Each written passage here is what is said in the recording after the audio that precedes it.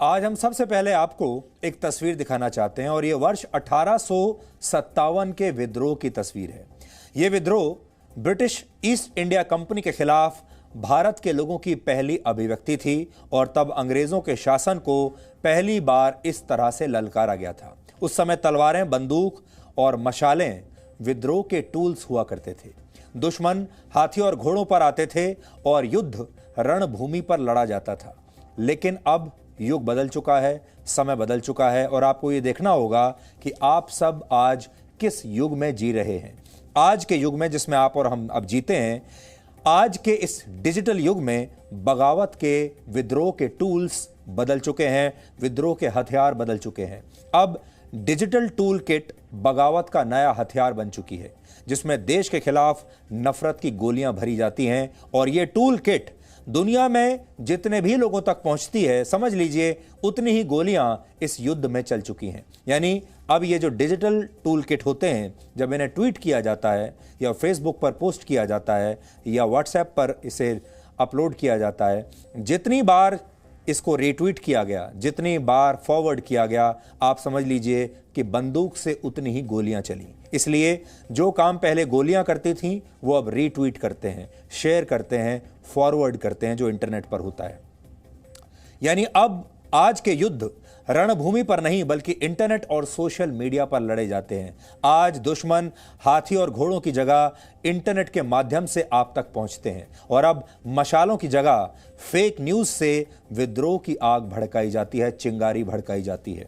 सरल शब्दों में कहें तो अब विद्रोह का चरित्र और इसकी वास्तविकता बहुत बदल चुकी है और इसीलिए आज हम आपको विद्रोह की नई टूल किट के बारे में बताएंगे। लेकिन सबसे पहले आपको असली भारत के दर्शन करवाते हैं, जिसकी आजकल हमारे देश में ज्यादा चर्चा नहीं होती। और दो तीन बातें हम आपको आपके देश के बारे में बताना चाहते हैं जो शायद आपको भी नहीं पता होंगी, लेकिन जब आपको यह पता चलेगा तो आप ये मानेंगे कि भारत भविष्य का सुपर पावर है। अब इन तथ्यों पर नजर डालिए। भारत दुनिया की छठी सबसे बड़ी इकोनॉमी है, छठी सबसे बड़ी अर्थव्यवस्था है। भारत के पास दुनिया की चौथी सबसे शक्तिशाली सेना है। दवा निर्माताओं की सूची में भारत पूरी दुनिया में पहले नंबर पर है दवाई बनाने के मामले में। और आपने तो देखा होगा कोरोना वायरस के मामले में भी अब पूरी दुनिया भारत से वैक्सीन ले रही है और दुनिया में सबसे ज्यादा अनाज का उत्पादन भी आपका देश भारत ही करता है। अब आप खुद से ये सवाल पूछिए कि क्या आपने अपने देश के बारे में सोचते हुए कभी इन बातों के बारे में सोचा है? क्या आपके मन में भारत के बारे में जब आप सोचते हैं तो ये बातें आती हैं? आपका जवाब शायद ना में होगा, क्योंकि ये बातें आपको कोई बताता ही नहीं। क्योंकि भारत में अक्सर लोगों के मन में हमारे देश को लेकर नकारात्मक विचारों की एंट्री करवा दी जाती है और आज भी कुछ ऐसा ही हो रहा है। और इसका बहुत बड़ा कारण है हमारे देश का मीडिया और वो दरबारी पत्रकार जो 70 साल से आपके मन में यही बातें भर रहे हैं।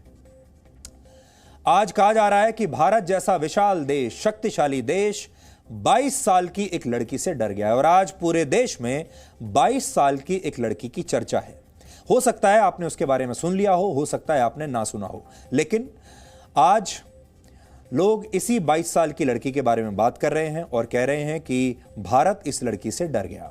इस लड़की का नाम है दिशा रवि, जिसे दिल्ली पुलिस ने 13 फरवरी को देशद्रोह के आरोप में गिरफ्तार किया है। अब आप सोचिए 22 साल की एक छात्रा देशद्रोह क्यों करेगी? सोचिए इस लड़की पर देशद्रोह का आरोप है और दिल्ली पुलिस ने कहा है कि जो टूल किट भारत की छवि को खराब करने के लिए बनाया गया था, उस टूल किट की फाउंडर कह लीजिए यही 22 साल की लड़की है।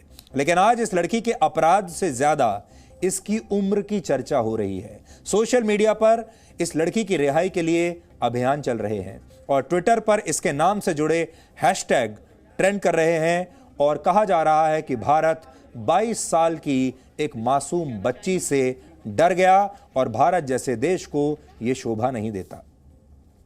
हमें लगता है कि जिस देश में लोगों को 18 साल की उम्र में वोट देने का अधिकार मिल जाता है, उस देश में अपराध को छिपाने के लिए उम्र को बैसाखी बनाना एक मानसिक बीमारी है और हम चाहते हैं कि आज आप इस बीमारी को अच्छी तरह से पहचान भी लें। सबसे पहले आपको 22 साल की दिशा रवि नाम की इस लड़की के बारे में कुछ बताते हैं, जिसे सोशल मीडिया पर बहुत सारे लोग मासूम कह रहे हैं। इस लड़की का नाम चर्चा में तब आया जब 13 फरवरी को दिल्ली पुलिस ने बेंगलुरु में इसके घर जाकर इस लड़की को गिरफ्तार कर लिया। दिल्ली पुलिस के मुताबिक इसने बेंगलुरु के एक कॉलेज से बीबीए की पढ़ाई की है और ये फ्राइडेज फॉर फ्यूचर नाम के एक ग्रुप की फाउंडर मेंबर भी है। फ्राइडेज फॉर फ्यूचर दुनिया भर में जलवायु परिवर्तन को लेकर साथ काम करने वाले पर्यावरण कार्यकर्ताओं का एक ग्रुप है और सबसे अहम बात यह कि स्वीडन की मशहूर पर्यावरण कार्यकर्ता ग्रेटा थनबर्ग भी इस ग्रुप का हिस्सा है। अब यहां समझने वाली बात यह है कि ग्रेटा थनबर्ग ने ही भारत को बदनाम करने के लिए बनाए गए टूल किट को 3 फरवरी को अपने ही ट्विटर हैंडल से शेयर किया था। यह टूल किट वो है जिसमें भारत को बदनाम करने का पूरा रोड मैप था। तब हमने आपको इस टूल किट के बारे में सबसे पहले बताया था और आपको इस टूल किट के पीछे का चेहरा भी उस दिन हमने दिखाया था और यह चेहरा था पोएटिक जस्टिस फाउंडेशन के मोनमिंदर सिंह धालीवाल का, या कह लीजिए मो धालीवाल का। पोएटिक जस्टिस फाउंडेशन कनाडा का एक एनजीओ है और दिल्ली पुलिस के मुताबिक किसान आंदोलन की आड़ में यह एनजीओ भारत में खालिस्तान के एजेंडे को फैला रहा है, मजबूत कर रहा है। अब आप सोच रहे होंगे ये सब बातें तो पहले से ही लोगों के बीच में है, लोग जानते हैं, आप भी जानते होंगे, तो फिर दिशा रवि को पुलिस ने गिरफ्तार क्यों किया और इसकी जरूरत क्या थी? तो इसकी वजह भी हम आपको बताते हैं। दिल्ली पुलिस के मुताबिक असल में ग्रेटा थनबर्ग ने जो टूल किट ट्विटर पर अपलोड किया था वो दिशा रवि ने ही ग्रेटा को भेजा था, यानी हमारे ही अपने ही देश से यह टूल किट बनाकर ग्रेटा को भेजा गया था और इसमें हमारे अपने ही देश के लोग शामिल थे। दुख की बात यह है कि हमारे देश के युवा यह काम कर रहे हैं। यह टूल किट 3 लोगों ने मिलकर तैयार किया था। पहली है दिशा रवि, जिन्हें अब कोर्ट ने 5 दिन की पुलिस हिरासत में भेज दिया है। दूसरा नाम है निकिता जेकब का और तीसरा नाम है शांतनु।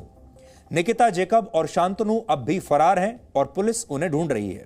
हालांकि निकिता जेकब को गिरफ्तार करने के लिए दिल्ली पुलिस की एक टीम मुंबई गई थी, उनके घर गई थी, लेकिन 1 दिन बाद मिलने की बात कहकर निकिता जेकब वहां से फरार हो गई। पुलिस ने कहा है कि ये तीनों लोग पोएटिक जस्टिस फाउंडेशन के मोनमिंदर सिंह धालीवाल के संपर्क में थे, जो कनाडा में बैठकर भारत को बदनाम करने की पूरी पटकथा लिख रहा है। दिल्ली पुलिस ने बताया है कि धालीवाल ने अपनी एक दोस्त पुनीत के जरिए भारत में निकिता जेकब से संपर्क किया था। इसके बाद 11 जनवरी को पोएटिक जस्टिस फाउंडेशन द्वारा एक जूम मीटिंग का आयोजन किया गया, यानी ये एक डिजिटल मीटिंग हुई और इस डिजिटल मीटिंग में निकिता जेकब, शांतनु और दिशा रवि भी शामिल हुए थे। पुलिस के मुताबिक इसी मीटिंग में यह तय हुआ था कि 26 जनवरी को जब भारत में गणतंत्र दिवस मनाया जा रहा होगा तब कैसे दुनिया भर में विरोध प्रदर्शन किए जाएंगे, कैसे भारत पर डिजिटल स्ट्राइक की जाएगी और कैसे आस्क इंडिया वाई नाम से ट्विटर पर एक तूफान लाया जाएगा, जिसे कहा गया था ट्विटर स्टॉर्म। यानी ये पूरी स्क्रिप्ट पहले ही लिखी जा चुकी थी और जिस हैशटैग पर अमेरिका की मशहूर पॉप सिंगर रिहाना और ग्रेटा थनबर्ग ने ट्वीट किया था, उस हैशटैग का जिक्र भी इसी स्क्रिप्ट का, इसी स्ट्रैटेजी का हिस्सा थी। यानी 22 साल की जिस दिशा रवि नाम की लड़की को हमारे ही देश में कुछ लोग मासूम बता रहे हैं, उसका समर्थन कर रहे हैं, उसने भारत को बदनाम करने की पूरी स्क्रिप्ट लिखी थी। यही नहीं, पुलिस का यह भी कहना है कि दिशा रवि और इसके साथियों ने यह पहले से ही तय कर लिया था कि भारत में गणतंत्र दिवस के दिन किसानों के बीच गलत और झूठी खबरें फैलाई जाएंगी। और आपको याद होगा जब दिल्ली में हिंसा के दौरान एक किसान की मौत हो गई थी, तब बहुत सारे लोगों ने ये फेक न्यूज़ वाकई में फैलाई थी कि इस किसान की मौत पुलिस की गोली लगने से हुई है। अब आपको ये सारा कनेक्शन समझ में आ रहा होगा, जबकि सच ये था कि ये किसान अपने ही ट्रैक्टर के पलटने से मरा था, इसे पुलिस ने गोली नहीं मारी थी। लेकिन तब ये फेक न्यूज़ फैलाई गई और जो कुछ गणतंत्र दिवस के दिन हुआ था उसकी योजना और उसकी पटकथा पहले से ही तैयार कर ली गई थी और उस दिन वही हुआ जो उस टूल किट में लिखा हुआ था। आज जब हमने इन सभी कड़ियों को आपस में जोड़ना शुरू किया तो हम इस नतीजे पर पहुंचे कि किसान आंदोलन के नाम पर भारत में इस समय जो कुछ भी हो रहा है उसके पीछे बहुत बड़ी बड़ी ताकतें हैं, आप शायद अंदाजा भी नहीं लगा सकते। और आज दिल्ली पुलिस ने भी इस बात को मान लिया। दिल्ली पुलिस ने आज इस विषय पर एक प्रेस कॉन्फ्रेंस करके बहुत ज़रूरी जानकारियां दी हैं। आप सबको ये जानकारियां पहले सुननी चाहिए और फिर हम आगे की पूरी कहानी आपको बताएंगे। लेकिन दुख की बात यह है, जो देश में सबके लिए चिंताजनक बात है, वो ये कि हमारे देश का युवा, हमारे देश का छात्र अपने ही देश से इतनी नफरत क्यों कर रहा है और अपने ही देश से ऐसी गद्दारी क्यों कर रहा है। और वो कौन लोग हैं जो इन युवाओं का, छोटे छोटे बच्चों का, छोटे छोटे कॉलेज के छात्रों का ब्रेन वॉश कर रहे हैं और उन्हें यह कह रहे हैं कि आप भारत के खिलाफ काम कीजिए। 26 जनवरी और उससे पहले हैशटैग के द्वारा डिजिटल स्ट्राइक करना, 23 जनवरी से ट्वीट स्टॉर्म शुरू करना, 26 जनवरी को फिजिकल एक्शन। इसी डॉक्यूमेंट के दूसरे भाग में भारत के सांस्कृतिक धरोहर जैसे योग और चाय को हानि पहुंचाना और भारतीय दूतावास को टारगेट करने जैसे कार्य उल्लिखित है। इस टूल किट में दिए गए समयबद्ध एक्शन पॉइंट और कार्यक्रम को जब दिल्ली में घटित वास्तविक घटनाक्रम के परिप्रेक्ष्य में देखा गया तो बात प्रत्यक्ष रूप से दिखी कि दिए गए एक्शन प्लान को हुबहू निष्पादित किया गया और अमल में लाया गया। जांच में यह भी बात निकल के आई कि खालिस्तानी समर्थित संगठन पोएटिक जस्टिस फॉर फाउंडेशन के एमओ धालीवाल ने अपने कनाडा में रह रही सहयोगी पुनीत के जरिए निकिता जैकब से संपर्क किया और मकसद था कि रिपब्लिक डे के दिन ग्लोबल डे ऑफ एक्शन करना और उससे पहले और बाद में ट्वीट स्टॉर्म और डिजिटल स्ट्राइक करना। 11 जनवरी 2021 को ask why India campaigners poetic justice foundation ने एक जूम मीटिंग का आयोजन किया जिसको निकिता, शांतनु, एमओ धालीवाल व अन्य व्यक्तियों ने अटेंड किया। इस मीटिंग के दौरान निर्णय लिया गया कि इस कैंपेन को विश्व स्तर पर फैलाया जाए और धालीवाल का मकसद इस मुद्दे को बड़ा बनाना और किसानों के बीच असंतोष व गलत जानकारी फैलाना था। यहाँ तक कि एक किसान की मौत को भी गोली से हुई मौत बताया गया। मकसद ये था कि टूल किट को इतना प्रोपेगेट किया जाए वर्ल्ड वाइड कि जो हमारी एम्बेसीज बाहर इंडिया से एम्बेसीज जो बाहर है उनके खिलाफ भी प्रदर्शन हो और जो इंडिया का जो इमेज है उसको टार्निश किया जाए। और इसलिए जो भी बड़े जैसे इनकी फॉलोइंग ज़्यादा है उनको इसमें रोप इन किया गया।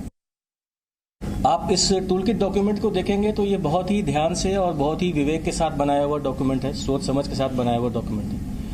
किस दिन क्या गतिविधि करी जानी है, किस दिन कौन सा हैशटैग को ट्रेंड कराया जाना है, किसको फॉलो करना है, किसको टैग करना है, ये बहुत ही विस्तार से इसमें बताया हुआ है। अगर आप ये देखेंगे कि किसको फॉलो करना है, बिकॉज फॉलो उसको किया जाता है जिससे आप कंटेंट प्राप्ति की उम्मीद करते हैं, रिसोर्स पर्सन मानते हैं उसको। तो किसको फॉलो किया जाना है, अगर आप इसको देखेंगे तो आपको उसमें established fact checking organisations, non governmental organisations, media houses जो हमारे आपके सबके संज्ञान में हैं, उनको फॉलो करने की बात करी। उन्हीं के बीच में एक अटपटा सा नाम दिखेगा आपको, दैट इज पीटर फ्रेडरिक। सो अब आपका सवाल ये है कि पीटर फ्रेडरिक साहब कौन है, तो इंडियन सिक्योरिटी एस्टैब्लिशमेंट इनको जानता है 2005-6 से। इनका नाम उभरा था, एक भजन सिंह भिंडर साहब है, BS भिंडर एलियस इकबाल चौधरी जो ISI की K2 डेस्क के बहुत पुराने प्रोपोनेंट रहे हैं, उनके साथी होने की वजह से इनका नाम 2006-7 से इंडियन सिक्योरिटी एजेंसीज के रडार पे रहा है। पीटर फ्रेडरिक साहब कई सारे ऑर्गेनाइजेशंस चलाते हैं BS भिंडर साहब के साथ, और BS भिंडर साहब खुद पहले कभी ड्रग्स की स्मगलिंग के लिए, कभी फायर आर्म की पेडलिंग के लिए, काफ़ी लंबा इनका इतिहास रहा है। At one point of time USDA के भी ये POI रहे थे BS भिंडर। खुद को कभी मलेशिया का बताते हैं, कभी बाकी कंट्रीज़ का बताते हैं। अब प्रश्न सिर्फ ये है कि पीटर फ्रेडरिक का नाम एज अ रिसोर्स पर्सन इस पर्टिकुलर टूल किट में क्यों डाला गया? क्या ये मोह धालीवाल के कहने पर डाला गया, या दिशा, निकिता एंड बाकी सबका इनसे कोई डायरेक्ट कनेक्शन भी है, एंड थ्रू इनके BS भिंडर से कोई डायरेक्ट कनेक्शन है? So that is a matter of investigation which we expect to find out in the coming days. ये जो टूल किट का नाम आप बार बार सुन रहे हैं, ये जो टूल किट है ये असल में आजकल का सबसे लेटेस्ट शस्त्र है, सबसे नया हथियार है। और जैसा हम आपको शुरू से बता रहे हैं कि अब जो विद्रोह होते हैं, अब जो बगावत होती हैं, वो तलवार से नहीं होती, वो टैंक से नहीं होती, वो हथियारों से नहीं होती। अब वो बगावतें होती हैं, विद्रोह होते हैं टूल किट से। और सबसे खास बात, जो पैटर्न अगर आप देखेंगे वो ये है कि दुनिया भर में ये सारे लोग जो इस तरह के ठेके लेते हैं, अब ये एक प्रोफेशन बन चुका है, ये एक उद्योग बन चुका है। और इस उद्योग से जुड़े हुए जो लोग हैं वो अपने आप को सामाजिक कार्यकर्ता कहते हैं, वो अलग अलग ग्रुप्स से जुड़े हुए हैं, वो अलग अलग देशों में अलग अलग नाम से एनजीओज चलाते हैं और कहते हैं, कोई कहता है कि वो क्लाइमेट चेंज के लिए काम कर रहा है, पर्यावरण के लिए काम कर रहा है, कोई कहता है कि वो गरीबों के उत्थान के लिए काम कर रहा है, कोई किसी बीमारी के लिए काम कर रहा है, ताकि इन सब पर कोई शक ना करे। और फिर विदेशों की बड़ी बड़ी जो संस्थाएं हैं वो इन्हें पैसा देती हैं, डोनेशन देती हैं, और फिर ये सारा पैसा इस तरह इसका दुरुपयोग होता है। बड़े बड़े देशों में लोकतंत्र को कमजोर करने के लिए उस पैसे का प्रयोग किया जाता है। आप जानते हैं अब लोकतंत्र पूरे दुनिया में धीरे धीरे धीरे कमजोर होता जा रहा है, और जहां जहां लोकतंत्र अभी ठीक से चल रहा है, जैसे भारत जैसे देश, वहां पर इन लोगों की और ज्यादा इनका फोकस रहता है, ताकि भारत में लोकतंत्र को किसी तरह से पहले बदनाम कर दिया जाए और फिर इसे कमजोर कर दिया जाए, और पूरी दुनिया में यह गलतफहमी फैला दी जाए कि भारत में लोकतंत्र कमजोर हो रहा है। क्योंकि जब लोकतंत्र कमजोर होगा तभी तो ये सारी शक्तियां मजबूत होंगी। आज सोशल मीडिया से लेकर मेन स्ट्रीम मीडिया में ये हर जगह ये धारणा बनाई जा रही है, ये छवि पेश की जा रही है कि दिशा रवि सिर्फ 22 साल की एक लड़की है और उस पर लगे देशद्रोह के आरोपों से ज्यादा उसकी उम्र की चर्चा हो रही है। पूरे देश में लोग ये नहीं कह रहे कि 22 साल की ये लड़की कर क्या रही थी, इसका गुनाह क्या है, और इसने अपने देश के लिए क्या क्या देश को कमजोर करने के लिए किया है, बल्कि इस सब से आपका ध्यान हटाकर सिर्फ इसकी उम्र की चर्चा की जा रही है और कहा जा रहा है कि यह बेंगलुरु की एक मासूम 22 साल की बच्ची है जिससे भारत डर गया। और हमारे देश के तमाम डिजाइनर, पत्रकार, बुद्धिजीवी और नेता उसकी गिरफ्तारी को लोकतंत्र पर हमला बता रहे हैं। यानी ये लोग देश के साथ नहीं, दिशा रवि के साथ खड़े हैं। और हम चाहते हैं कि आज आप इन लोगों की मानसिकता को भी अच्छी तरह से समझें। भारत के नागरिकों को हमारे देश में 18 वर्ष की उम्र में वोट डालने का अधिकार मिल जाता है। यानी उन्हें 18 वर्ष की उम्र में इतनी समझ आ जाती है कि किसे वोट देना है, किसकी सरकार बनानी है, किसकी सरकार नहीं बनानी है। भारतीय कानून के अनुसार 18 साल की लड़की और 21 साल का लड़का अपनी मर्जी से विवाह कर सकते हैं, यानी उसकी भी उन्हें समझ होती है। 21 साल के लड़के और लड़कियों के लिए अधिकतर राज्यों में लिकर शॉप से शराब खरीदना अब कानूनी बना दिया गया है, गैर कानूनी नहीं है। ये शराब भी खरीद सकते हैं।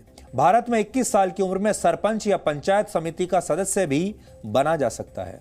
18 साल की उम्र में अपने नाम पर संपत्ति खरीदी जा सकती है। 21 साल की उम्र में आप किसी भी शहर के कलेक्टर तक बन सकते हैं।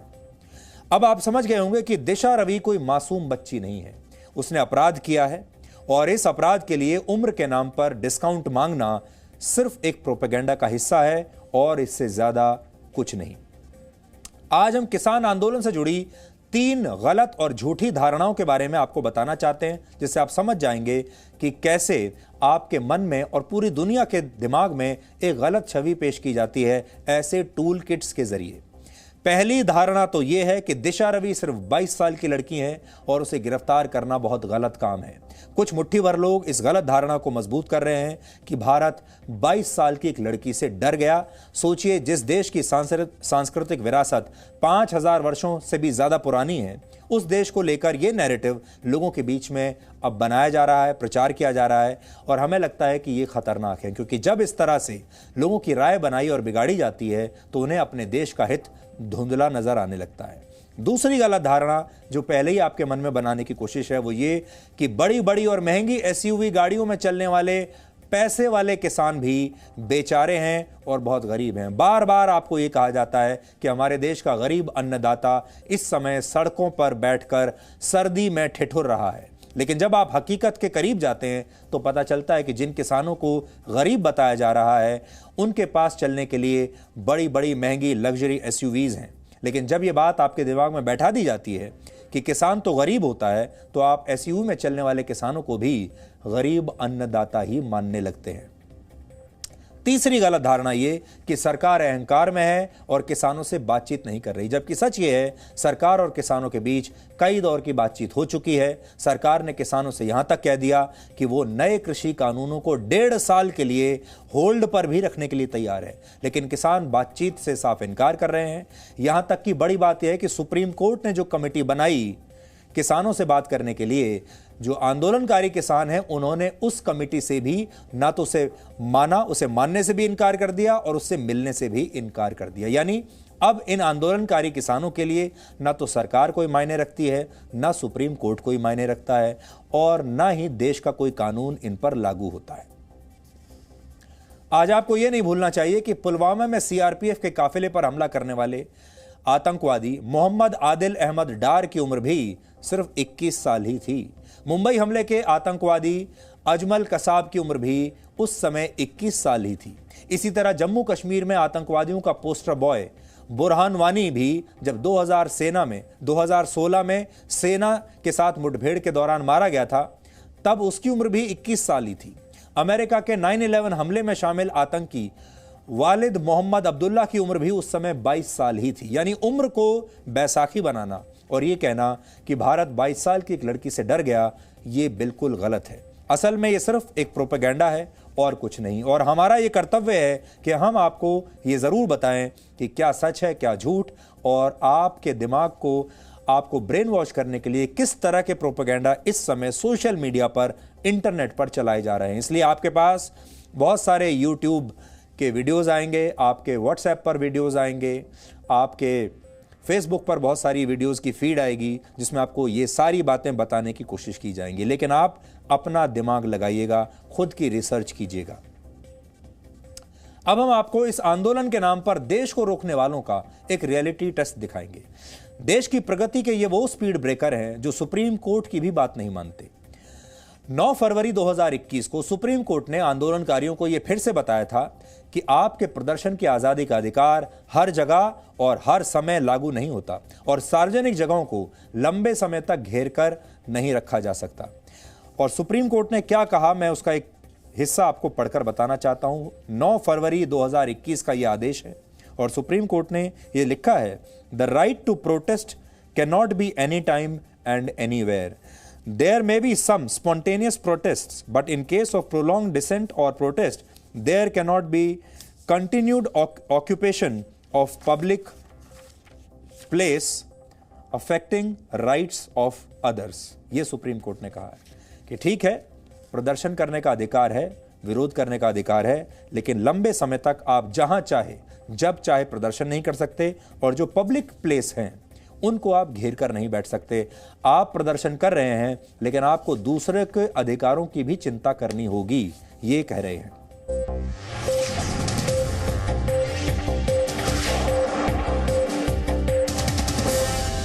Presenting B News app, available on Google Play and App Store. Download it now.